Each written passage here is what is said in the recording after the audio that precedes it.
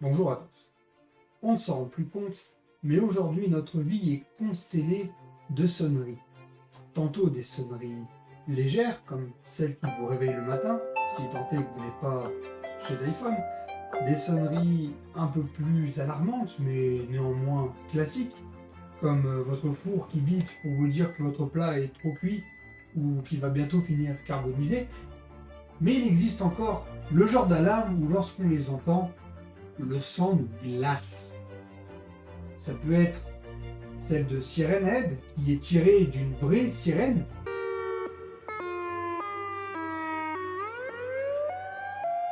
qui alerte des catastrophes naturelles, ou plutôt alertée, vu que celle-ci n'est plus en service depuis maintenant 20 ou 30 ans. Ça peut être les sirènes qu'on entend en France tous les premiers mercredis de chaque mois.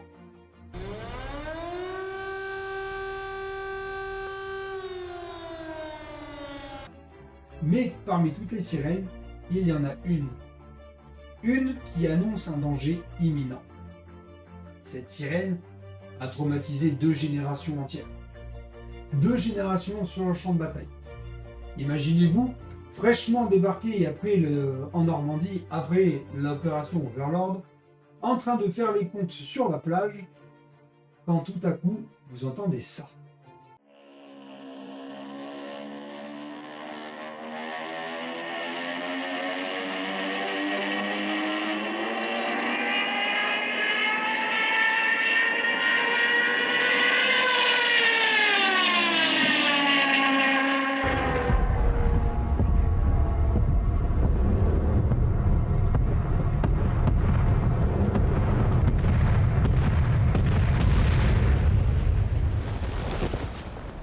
Vous l'aurez compris, aujourd'hui on va parler du Junker 87. Sa sirène Jericho, qui a été installée sur certains des appareils, a été un traumatisme énorme. Dans la même veine, il y a eu le missile V1, qui avait un bruit bien caractéristique. On parlera de lui plus tard, mais c'était à peu près la même. C'est lorsqu'il n'y avait plus de bruit qu'il fallait s'attendre au pire. La sirène Jericho, elle, sonnait à la descente de l'avion. Le Junker d'ailleurs, ce petit avion, tout droit sorti des usines allemandes, provient à l'origine d'une initiative américaine. En effet, en 1920, les Américains, voyant les Japonais se renforcer dans leur armée et plus précisément dans leur marine, décident d'innover. Ils conçoivent donc les SB-2C L4, des bombardiers légers pouvant faire des attaques en piqué et lâcher des bombes en même temps. Ce qui donna naissance aux bombardiers en piqué et à une technologie très utilisée et encore utilisée aujourd'hui d'ailleurs, même sur certaines voitures, les aérofreins. Seulement, nous n'étions pas en temps de guerre, donc chaque avancée technologique était quand même partagée, avec plus ou moins de réticence. Les Russes n'ont pas eu accès à ma connaissance de ces infos, ou alors peut-être plus tard. Ce qui explique l'arrivée tardive de certains avions comme les IL-2 et IL-3. Seulement, les Allemands sortent de la Première Guerre mondiale, détruits, donc les Américains ne se méfient pas bien. Les Japonais, quant à eux, les tests se passent dans l'océan Pacifique, et avec les bateaux qu'ils ont, ils peuvent espionner ce qui se passe. Donc, ils voient aussi certains éléments du développement. Les Allemands, de leur côté, demandèrent à 2 sociétés, Henkel et Junker, de concevoir des bombardiers en piqué. De cette manière, on peut déployer un avion vite, avec une charge de bombe conséquente, sans un maximum de déplacement de troupes. En effet, si Junker a été retenu, malgré qu'il faisait à l'origine des avions de transport, des avions de ligne civile triple moteur, ont été gardés parce qu'ils ont développé ce bombardier, qui est aussi grand qu'un chasseur à quelque chose près. Un peu plus haut parce que le train n'est pas rétractable, un peu plus long, un peu plus large parce qu'il faut une meilleure surface à l'air pour porter l'avion avec les bombes, alors que Henkel proposait des bombardiers piqués standards avec les bimoteurs, grosse surface à l'air, grande taille, plus facile à viser et intercepter. Quoique, nous verrons par la suite. Ajoutons à ça le fait que Junker a développé son premier modèle en partenariat avec Rolls, puisque le moteur à l'intérieur de cet avion était un moteur Rolls-Royce de 640 chevaux. On comprend que que tous les autres pays alliés n'étaient pas très méfiants envers l'Allemagne. Ils ne leur auraient pas interdit de développer toute leur armée. Et puis, les bombardiers en piqué est une classe bien spécifique de véhicules, et l'Allemagne va jouer là-dessus. De plus, là où les bombardiers Henkel pouvaient porter une tonne de bombes avec bimoteur, les Junkers, eux, ils le faisaient avec un seul moteur, pour la taille d'un chasseur. Ce qui était remarquable. Parce qu'une bombe d'une tonne, c'est une tonne de poids à larguer, mais surtout à porter et à tracter sur le long terme. En dépit de ça, leur vitesse était médiocre, et l'avion était très lourd, puisque pour porter une bombe de 1 tonne, il faut des attaches solides, et que l'avion ne se disloque pas avec la bombe, lorsqu'il la largue ou lorsqu'il décolle avec. De plus, le moteur devait être conséquent, et devait correctement tirer l'avion pour ne pas qu'il décroche juste avec sa charge. Pourtant, l'avion faisait la taille d'un Bf-109 à quelque chose près, ce qui était une vraie prouesse, là où les Américains ont conçu la même chose, mais avec de gros moteurs. Vous verrez par la suite que les Américains, on en parlera une prochaine fois, ont eu des moteurs d'avion bien différents. En effet, dans un char, comme dans une voiture, il n'y a pas beaucoup de place, il faut l'optimiser. Donc les moteurs en V standard et les moteurs en W qui arriveront plus tard sont favorisés. Les Américains, ayant l'habitude de la démesure, conçurent des moteurs en anneaux, où les pistons sont vraiment autour, et l'arbre fait tourner tous les pistons les uns après les autres. C'est ce qui permet d'avoir des avions avec une grosse motorisation, mais une taille conséquente aussi. L'un des majeurs problèmes du Junker était, malgré que ce soit un point positif, sa taille. Et oui, faire quelque chose de gros est plus simple que faire quelque chose de petit. Le Junker n'étant pas très gros, motorisé de manière plus conséquente, l'appareil était complexe. C'est pour ça que les premiers modèles avaient un capot plat, alors que les modèles qui ont suivi avaient un capot bombé, puisque plus gros moteur demande plus gros refroidissement. Donc, ils ont dû modifier la carlingue. De même, la bouche, entre guillemets, qu'il y a en dessous du nez de l'avion, qui a l'air d'un grand sourire, a elle aussi beaucoup changé avec les différents modèles. Parce que c'est par là que passe le refroidissement de l'eau.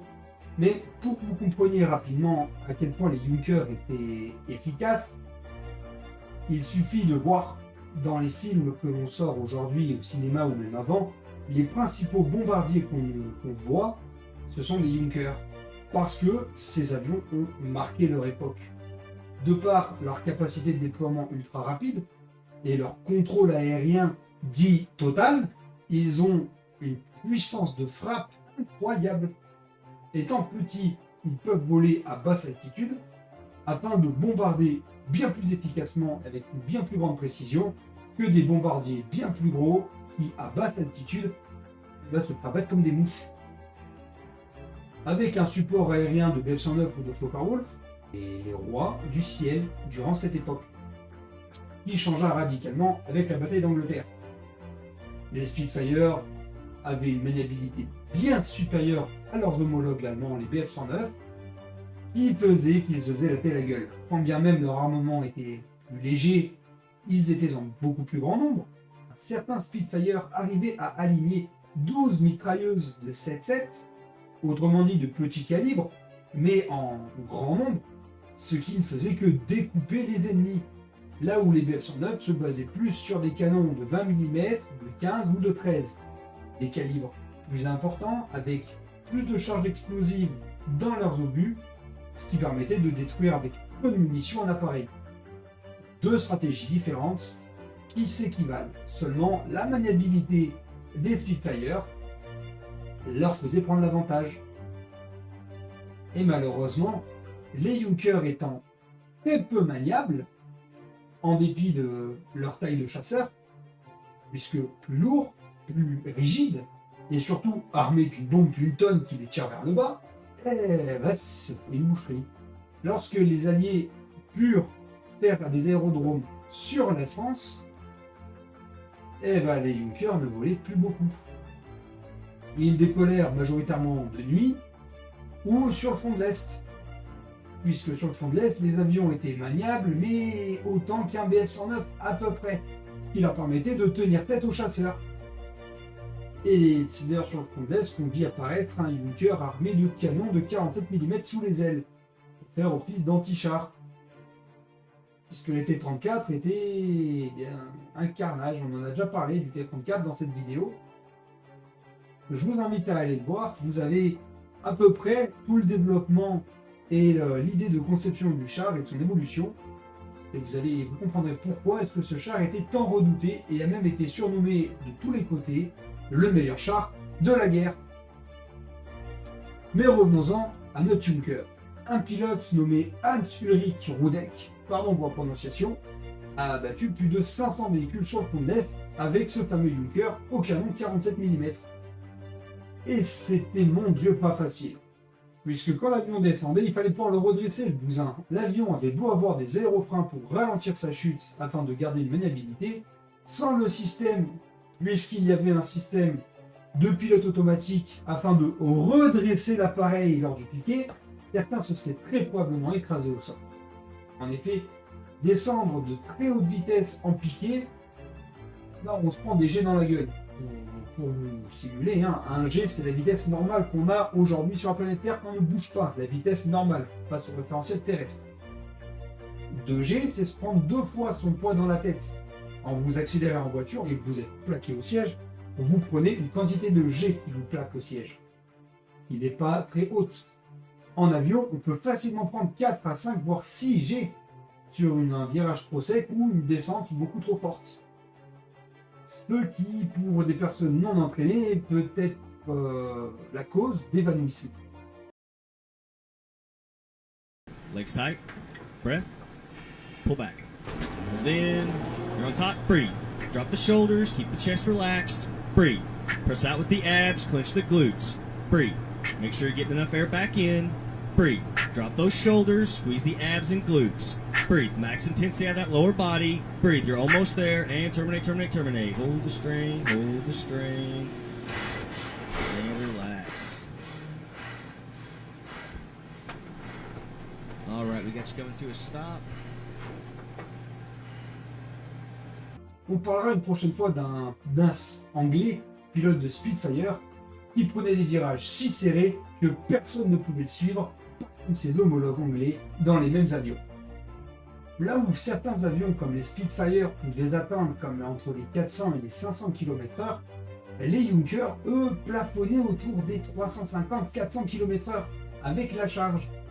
Sans charge, il n'allait guère plus vite. L'avion était fait pour porter, pas pour accélérer.